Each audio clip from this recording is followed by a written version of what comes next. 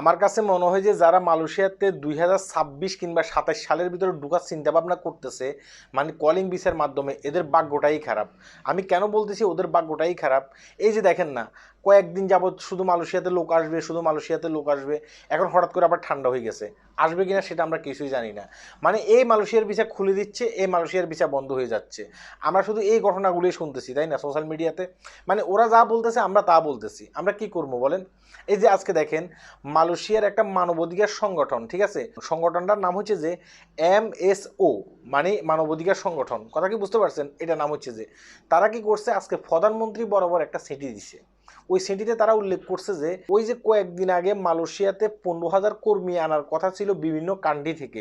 মালয়েশিয়ার যিনি প্রধানমন্ত্রী আছে, প্রাইম মিনিস্টার আনোয়ার ইব্রাহিম, তিনি বলছেন যে জরুরি ভিত্তিতে 15,000 কর্মী মালয়েশিয়াতে আনতে হবে। কোন কোন জায়গায় আনতে হবে?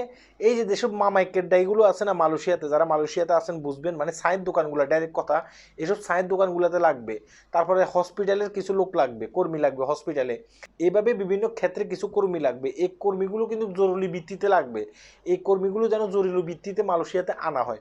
তিনি কিন্তু এই কথাগুলো বলেছেন, এটা নিয়ে কিন্তু আমরা নিজেরাও ভিডিও করছি। আপনারা গিয়ে সেই ভিডিওগুলো দেখে আসতে পারেন।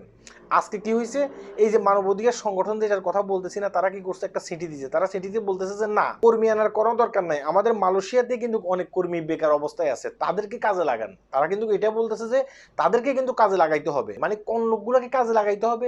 আজ থেকে দেখা গেছে কি 2 থেকে 3 প্রজন্ম, 4 প্রজন্ম এই ধরনের কিছু মানুষ মালয়েশিয়াতে আছে, তাদের কোনো কাগজপত্র নেই, তাদের কোনো ঠিকানা নেই, তাদের দেশ কোনটা তারা সেটাও বলতে পারবে না। হয়তো কয়েক প্রজন্ম ধরে তারা মালয়েশিয়াতে আছে, তারা এখানে জন্মগ্রহণ করছে।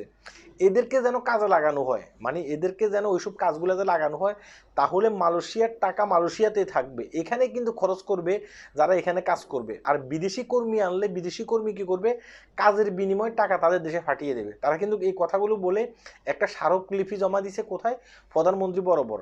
এখন প্রধানমন্ত্রী বিবেচনা করে দেখবে যে 15,000 কর্মী কি নিয়ে আসবে কিনা, নাকি মালয়েশিয়া থেকে কিছু লোক ওইসব জায়গাগুলোতে কাজ দেবে, এটা কিন্তু প্রধানমন্ত্রী পরে বিবেচনা করবে। একটা জিনিস মনে রাখবেন যে আমি বলতেছি, আমি আমার আগের ভিডিওতেও বলছিলাম যে কলিং ভিসার মাধ্যমে যারা মালয়েশিয়াতে আসতে চান, আসতে হয়তো বা পারবেন, কিন্তু টানা খিসার মাধ্যমে আপনাদেরকে আসতে হবে। আপনারা চাইলে আগের মতো খুব সহজভাবে আসতে পারবেন না। এখন তারা সিদ্ধান্ত নেবে তারা কবে লোক নিয়ে আসবে। আমি শুধু বাংলাদেশের কথা বলতেছি না, বিভিন্ন কান্ট্রির কথা বলতেছি, মানে যেসব কান্ট্রিগুলো থেকে মালয়েশিয়ার লোক নিয়ে আসে আর কি। হ্যাঁ, দেখবেন যে সমস্ত কান্ট্রি থেকে লোক আগামীতে আসতে মালয়েশিয়াতে খুব টাফ হবে। তাই আমি আপনাদেরকে বলবো যে ভাই দেখেন, কাউকে টাকা পয়সা দেবেন না, কাউকে টাকা পয়সা দিয়া পরবর্তীতে বিপদে পড়বেন। আগে কনফার্ম হবেন মালয়েশিয়ার কলিং ভিসা কি চালু হয়েছে কিনা, মেডিকেল কি স্টার্ট হচ্ছে কিনা, মেডিকেল কবে, সব কিছু কনফার্ম হওয়ার পরে, হ্যাঁ, যখন আপনি বুঝতে পারবেন যে না আপনি মালয়েশিয়াতে আসবেন, তখন আপনি কিছু টাকা পয়সা দেবেন। পরবর্তীতে ভিসা গেলে, ভিসা আপনার হাতে আসলে পরবর্তীতে টাকা পয়সা দিয়ে আপনি মালয়েশিয়াতে আসতে পারবেন। তার আগে টাকা পয়সা জমা টমা দিয়ে বিপদে পড়বেন না। পায়ের তলার জুতা কিন্তু ক্ষয় হয়ে যাবে। আমরা যতটুকু বুঝতেছি মালয়েশিয়াতে থেকে মালয়েশিয়ান গভর্নমেন্ট এখনো দ্বিধাদ্বন্দ্বের ভিতরে আছে। তারা কতগুলো কর্মী নিয়ে আসবে, নাকি আনবে না, নাকি এদের দেশের কিছু লোককে আপনার বিভিন্ন জায়গায় বসাবে, মানে বিভিন্ন জায়গায় কাজ দেবে, এরা এটা নিয়ে কিন্তু দ্বিধাদ্বন্দ্বের ভিতরে আছে। সবাই ভালো থাকবেন, ভিডিওটি শেয়ার করবেন। আল্লাহ হাফেজ।